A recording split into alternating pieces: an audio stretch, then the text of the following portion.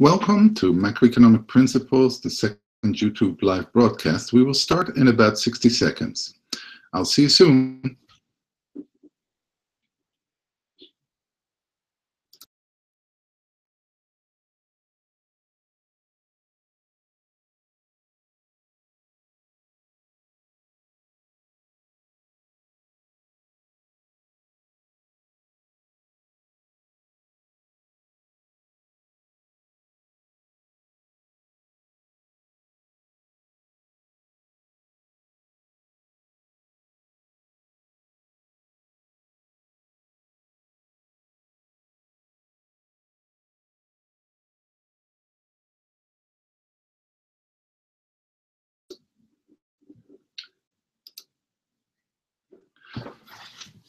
Hello.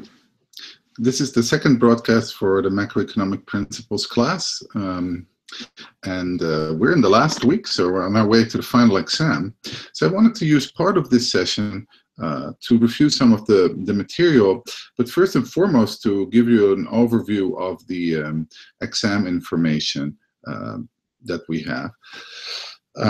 First of all, consult both the announcement that you're getting in your email, that you've gotten in your email this week, to see the exact time and date for the exam. And then I wanted to tell you a little bit about the format. So the format's going to be exactly the same as the midterm. So we'll have 40 questions, and they will be similar format as the ones that are in the course. What we have done, after many of you posted on the discussion boards that you didn't like some of the formats of the questions, as well as that we wanted you to have a little bit fewer options on some of the questions. What we will do is, on the checkbox questions that we used to have, we'll tell you how many of those checkboxes are right. So we'll reduce the number of options on the multiple choice side. So hopefully that helps you on the final. We're continuously working to improve this course, so all of your feedback has been very much appreciated. And we hope that you're enjoying it and that you're learning a lot from all the material posted online. Now, before we start talking about the course material, I wanted to talk a little bit about what's been recently in the news, because the Federal Reserve met last week, as I posted in the announcement, and they are now considering reducing the size of their balance sheet, as well as they're announcing their expectations of how quickly they're going to increase the interest rate. And so I wanted to mention that because that part of the news is directly relevant for the course material we have. So I thought it would be important for you to realize that that the news is always, this course is always relevant for what's in the news, because the economy keeps on going and going. So understanding better what's in the news is important. So the Federal Reserve has an interest rate that's still close to zero. It's about 0.5%, and they're going to slowly but surely raise it this year. The real discussion in the Federal Reserve at the moment is actually about how high the interest rate is going to go up in the medium run. So remember that they're setting the nominal interest rate, which is the interest rate corrected for inflation. That's the interest rate that includes the inflation rate. And then the real discussion that they always have is, what's the long run real interest rate? And if the economy grows slower, the long run real interest rates tends to be lower. So there's a discussion in speeches by Chair Yellen, as well as sort of FOMC members, about what they think this long run natural rate is going to be. And then they basically add 2% inflation to it, which is their inflation target, to get to a long-run nominal interest rate. And the members of the committee who report their expectations are increasingly reporting lower expectations for long-run interest rates. So they're announcing a slower upward path of the interest rate because they're expecting a lower long-run interest rate. In the meanwhile, they're thinking about what to do with their balance sheet. Remember that we looked at quantitative easing at the end of Part 6 when we did monetary policy, of Part 6.2. That's part of the unconventional monetary policy, where the Fed bought initially a whole bunch of mortgage-backed securities and then later on more and more treasuries securities to to affect both the interest rates as well as to support the market for mortgages initially in 2008 and 2009. Now, the Fed has a big balance sheet at the moment, and there's a chart in the course that shows you that. And the question is, should they just leave that balance sheet in place until all those securities get paid off because there's underlying debt that gets paid off, or should they start selling those securities? Or if they get paid off, should they reinvest the payments that they get on them? So those are the three options. So keep the balance sheet the same size by reinvesting the payments people pay off on them. Let the payments of on the securities expire, because of which the value of the balance sheet will go down slowly over time. And then finally, they can also just reduce the balance sheet by selling those securities. That would obviously actively add a supply of securities to the market. So far, the Fed has always decided to reinvest those payments, but there is a discussion to stop doing that, and there was an announcement that slowly but surely they might stop reinvesting the payments back. But there's no real indication they're going to sell substantial amounts of securities. So that's as far as the monetary policy decisions is concerned. The reason that there's so much disagreement on what's going on, how they should manage the balance sheet is, of course, this is a bit uncharted territory, and so the real disagreement is the size of the balance sheet, the degree of stimulus that the Fed puts in the economy, or is it the change in the size of the balance sheet that measures kind of the degree of monetary stimulus? And that depends largely about how you think the effect of the size of the balance sheet propagates through the economy. If you think it's the change in the size of the balance sheet, then you might as well advocate for keeping the balance sheet pretty much the same size, so that there's effectively no stance in monetary policy. Now, this is an ongoing discussion, and from the communication in the past, it seems like a majority of the policy committee seems to think that it's actually the size of the balance sheet, the change in the size of the balance sheet that matters. So that's why they have kept it pretty much constant and reinvested. But there's no clear agreement in all these respects. So that's why this is an ongoing discussion. You'll read about it in the newspaper. If you follow some of the speeches by FOMC members, you'll see those as well. And yeah, I think you'll be able to put that in a better context based on what we've seen so far. So that's on the monetary policy side and the recent news. Now, this week you're doing trade. I'm sure you're reading a lot about trade in the news, and there's a lot of opinions about how we should deal with trade.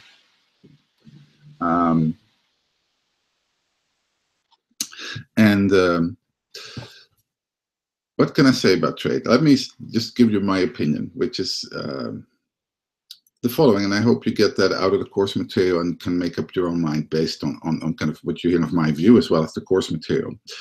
So economists tend to emphasize one important thing that you'll see very clearly in part 7.1 in the course this week. And that is that if we trade, then we can all benefit from gains from trade. In principle, the world can produce more if we trade than if we don't trade.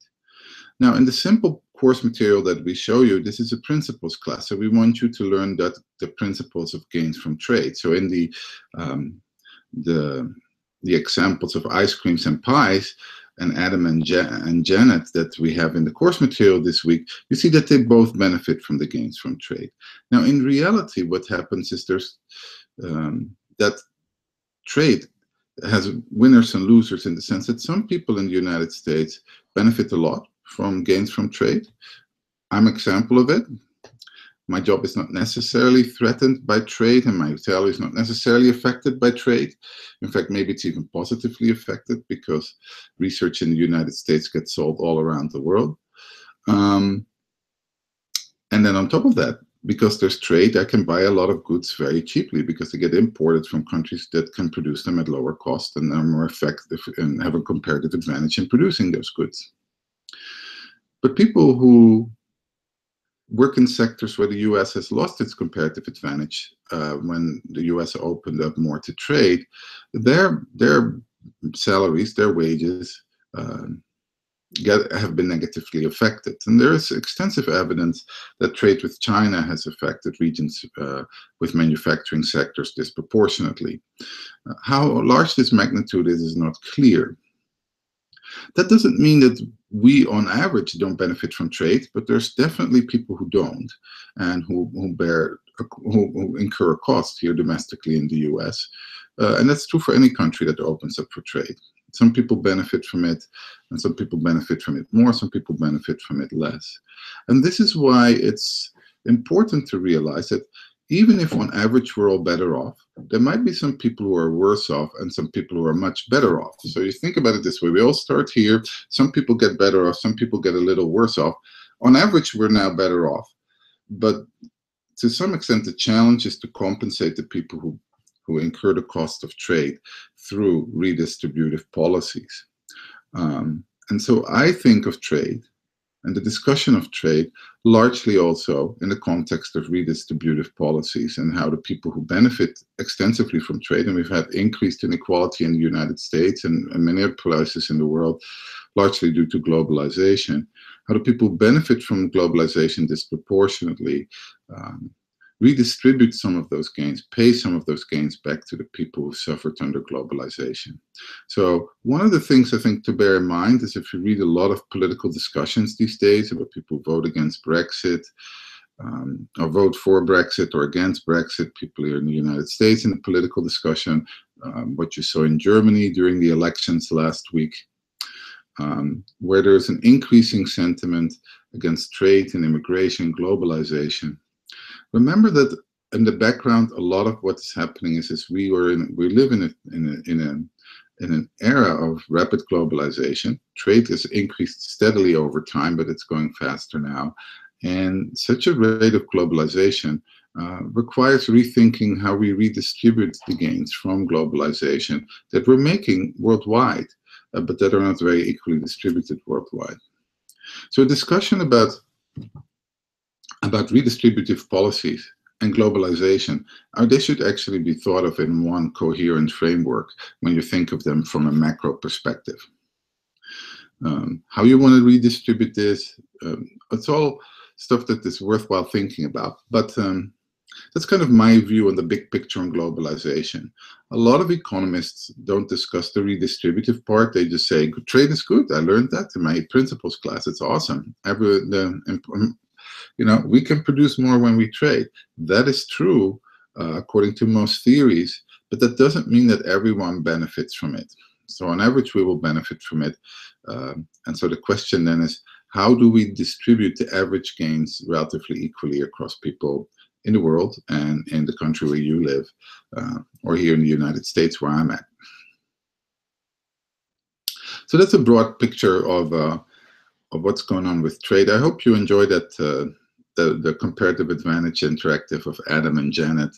We had a lot of fun preparing it, and I think it's very illustrative about, it's actually pretty counterintuitive until you see this, how it works in real life. I also added a specific interactive there where Adam was trading with himself and where there's no gains from trade because you don't benefit from trading with people who are like you. And this is a broad argument, and so that section is a little about how actually we benefit from diversity. And you can think of this in many different ways, but economically speaking, that has to do with comparative advantage. You benefit from working with someone who has a different who has a comparative advantage over you in one dimension, and you have it over them in another dimension. And it's fun to see that work in practice. So I hope you enjoy that part on trade.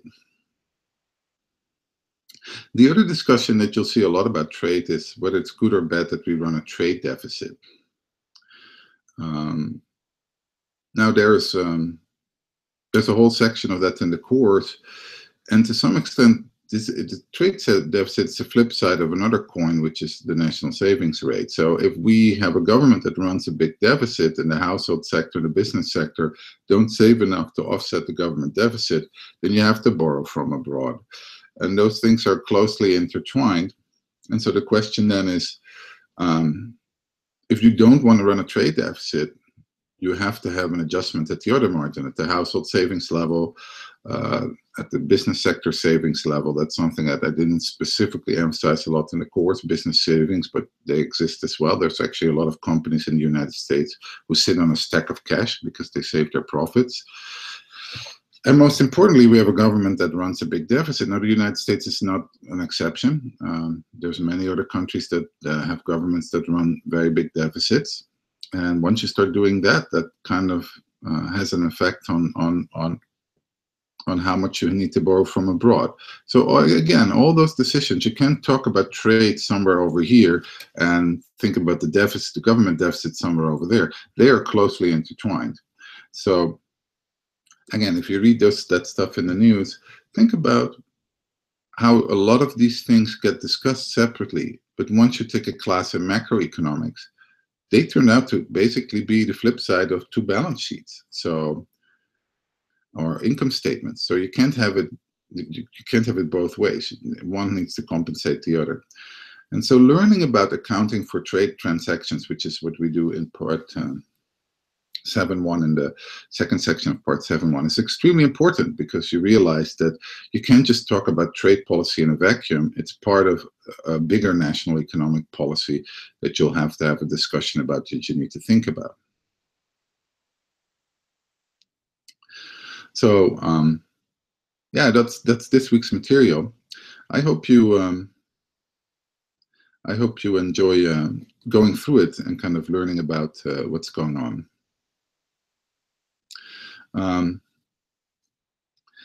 So the second part of this week is actually a review of the course. And so let me emphasize a couple of things. We didn't do this before the midterm. We let you just go and try it out on yourself and see what how much you can actually figure out in the midterm. For the final, we decided to give you a much more specific review of the course. Even though the material in the final is all based on the latter weeks of the course, the material in those weeks you can't understand without understanding what we did in the first 3 weeks.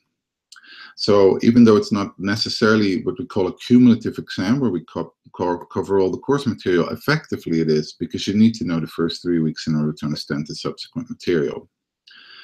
And so the review covers kind of all of the material at once. And let me emphasize a couple of things that I think are worthwhile when you prepare for the final. The first is that I want you to think about a framework. I think frameworks is the word. This course presents you with several major frameworks within which you could think about macroeconomics questions. And they come back repeatedly. The one that comes back the most is the circular flow diagram. So it's very hard to learn. This is a course with a lot of material. Probably for those of you who've taken other online courses, this is one of the courses where you do a lot of material in 7 weeks. So in order to be able to understand that material and to put it in perspective and to answer questions about it on an exam, it is important for you to put it in a framework. So that is why this course is built purely around the circular flow diagram. So hopefully you dream about the circular flow diagram at night. I did when I prepared this course. Now I do a little less. I'm having a little bit more distance. But you want to just have that thing should be kind of ingrained in your mind, because a lot of the questions will be based on that. That whole discussion about accounting for national savings, for trade, that's basically just going over the circular flow diagram and showing how those flows need to add up, that inflows need to add up to outflows in the circular flow diagram, because everything circles around. So that's the first thing I want you to start thinking about. That helps you with interpreting the discussion about trade that you did in this week. It also helps you think about what's the role of financial intermediation and money in the economy, because that's all about the financial sector that's in the middle of the circular flow diagram. So do that. That will help you a lot, because the glossary has many hundreds of terms in it, and the course covers a lot of material. If you do that, that will help you kind of put everything in a broader perspective.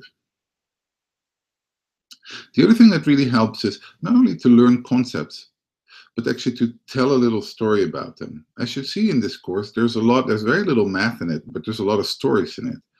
Because I hope those stories teach you how to think of macroeconomics in a broader storyline, in a broader what we call narrative.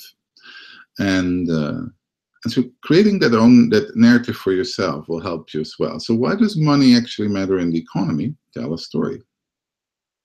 If prices and wages could adjust flexibly, and interest rates as well, and they would adjust right on the spot.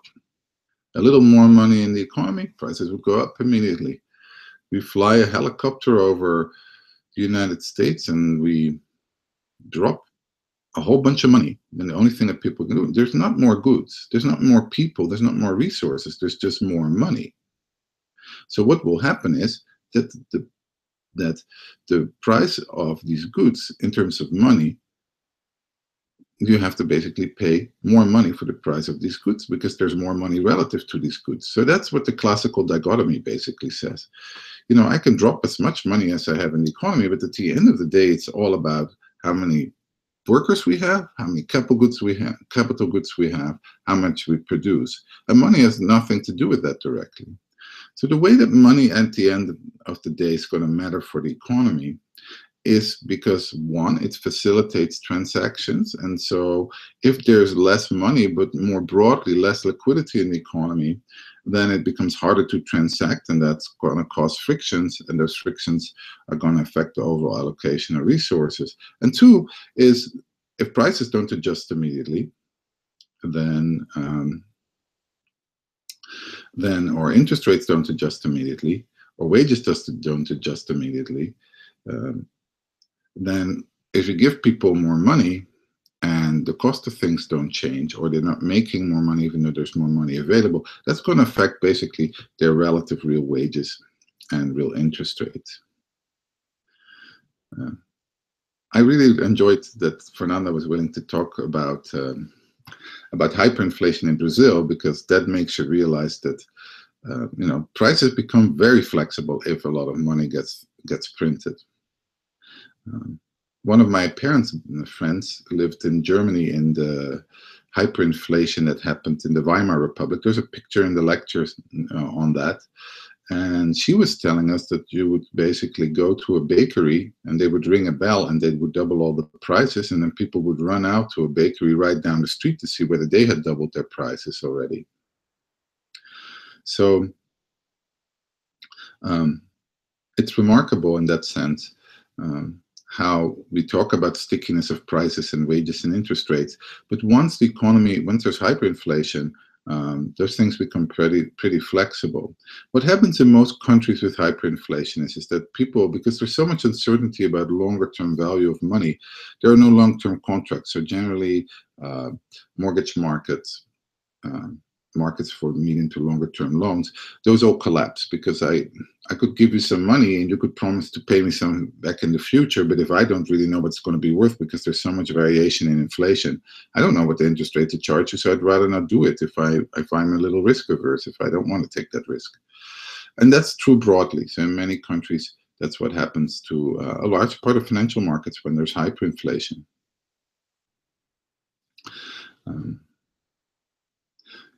So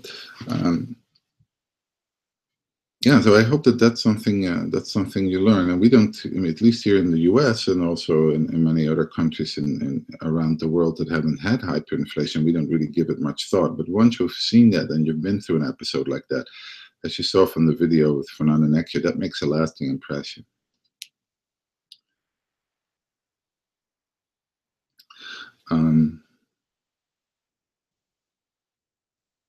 So that's kind of on the course material for this week.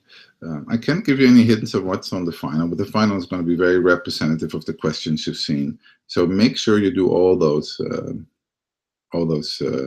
the questions and the quizzes before you make it to the final. We'll definitely do the quizzes because you get grades for it, but also go through the course material and make sure you do all the drop downs and you click on all the interactive parts, because a lot of these things are actually things we use as a basis for the exam questions. So on the exam, I was talking about this review section on 7.2, and I wanted to emphasize that you should really read the exam strategy section. So edX has the advantage that they show you all the questions on your exam when it loads in. Not every platform does that, but I like that. It's like taking a classroom exam where you get handed a piece of paper with all the questions printed on it. And that allows you to strategize a little before you take the exam. So let me say this. I know that the review session does this, but I've taught at many places. At NYU, I've taught in the Netherlands, I've taught at Berkeley, and surprisingly, and no matter what level I teach at, when I ask my students, when you get an exam, what's the first thing you do? Do you start at question one? Or what do you do? I mean, what do you start at question one? Do you read through the exam and then decide which question you're going to do first? Do you start at question 3? And on a standard paper exam, these answers should be, the first thing you do is fill in your name and your ID number, but you don't have to do that. You're doing this class online, and that will be taken care of for you. But make sure your proctoring is all arranged, your room is all arranged, there's no one around, everything's fine. But then the first thing you should do is strategize. Remember, you don't want to get stuck on difficult questions when there are easy questions around the corner. If the risk is that you do those difficult questions and you spend so much time on them that you don't get around to filling in the easy ones. So when you go to the emergency room, they call this triage, where they get patients in, and the ones that need immediate care, they get taken care of immediately. If you come in with a heart attack, if you come in with a broken leg, you can wait a little. It will be hurting, but your life's not in danger. So a little bit of that should be your mindset on the exam.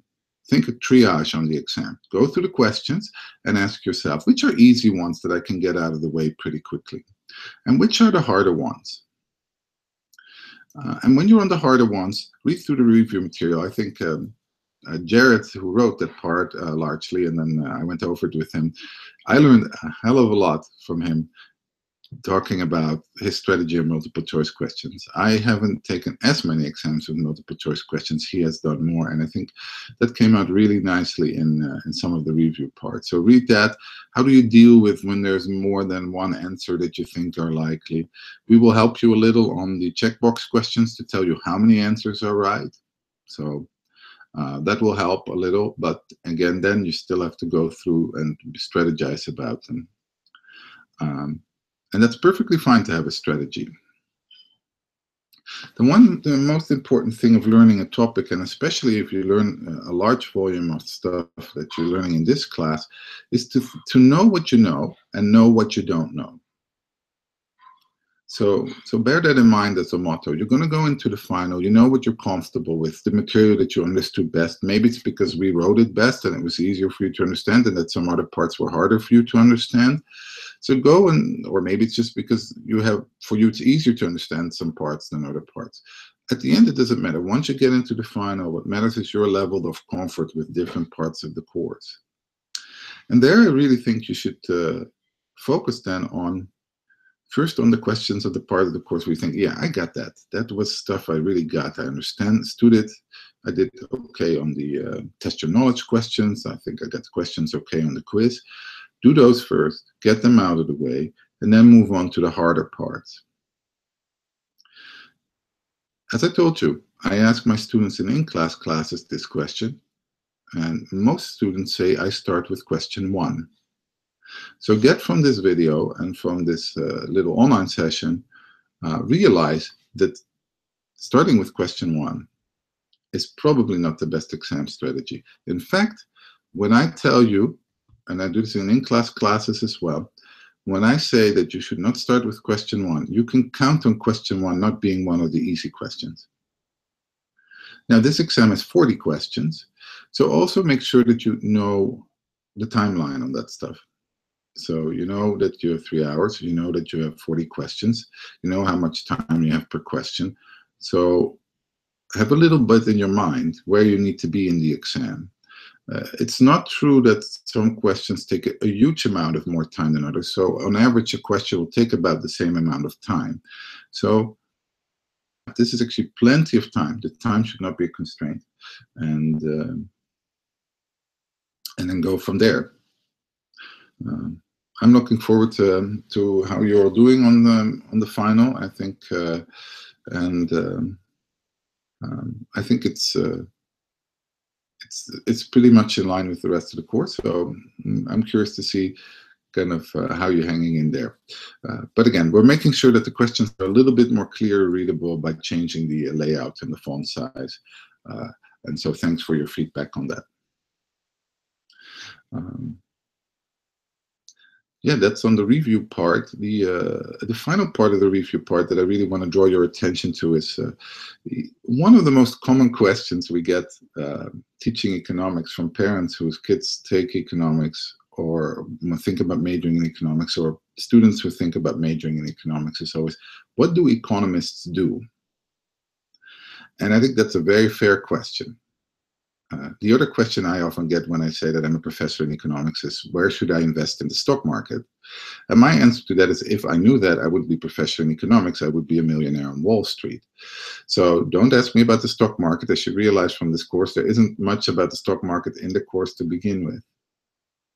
But it is important to think about, what do economists do? You study this class. If you're thinking about maybe more going on in economics, this would be your first step towards kind of a longer objective. But even if you just take this class out of pure interest, and this is about as far as you go in doing macroeconomics, it is worthwhile to think about what economists do. So what we did for you was we collected 4 videos from different students. One of them is actually a former graduate student of mine in the Netherlands, and the other 3 are ASU graduates who all majored in economics. And as you'll see, they'll do very different things. One of them works at the Dutch Central Bank. Another one works on a NASA program at the Jet Propulsion Laboratory in Los Angeles. Another one works for insurance and, well, actually IT and medical care. So he helps with thinking through how we automate medical care in the US. And as you know, that makes up 20% of GDP. So there's a lot of gains to be made to productivity growth in medical care. And then the other one does what you probably expect most, is work in New York or somewhere else at a bank, and analyzing how banks should position themselves to make sure they're not susceptible to another financial crisis. I think you'll enjoy those videos for 2 reasons. You'll hear what they do now after graduation, but you also kind of hear how they ended up doing economics. And that process, and that is, for none of them, is very linear. They kind of, some events happened in their lives, they met some people, and they realized, hey, this is actually something that rings a bell. You know, it's not like professional athletes who play football or tennis or do gymnastics their whole life, and then that's what they pursue. Economists don't grow up to become economists. There's very few people who are 8 years old and think, oh, I'm going to be an economist. This is an awesome thing. But a lot of us realize and get excited about economics a little later on in our lives, and realize that thinking big picture about what matters for the overall economy is important, because you have to know how things are interconnected when we think about economic and outcomes, and outcomes in the allocation of resources, nationwide, worldwide outcomes. And that, at the end, is why economists end up in such a broad, different set of careers, because at the end, this course is just a principles course in macroeconomics, but it covers an enormous wide range of questions.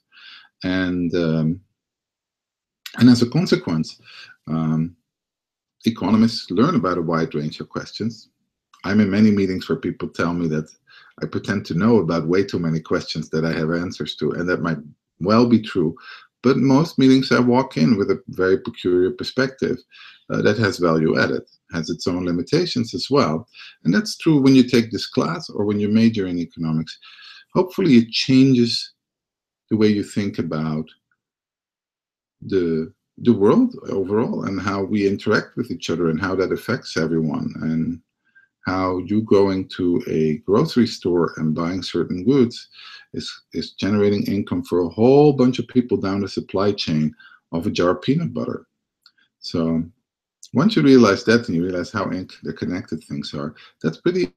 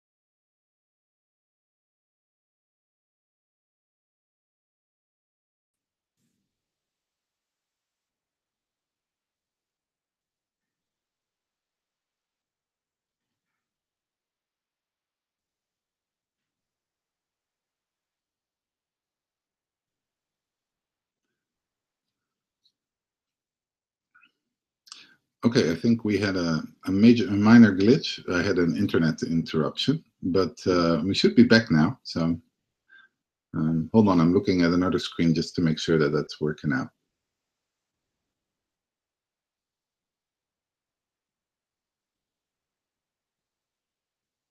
Am I showing up on the other screen? That's the big question.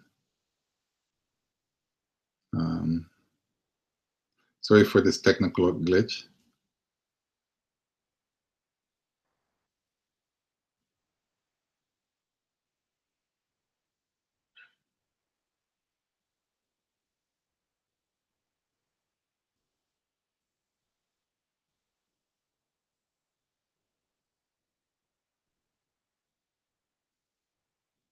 Hmm.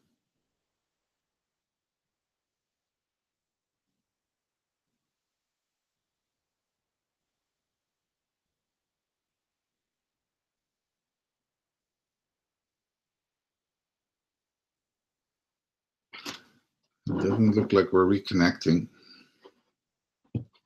Okay,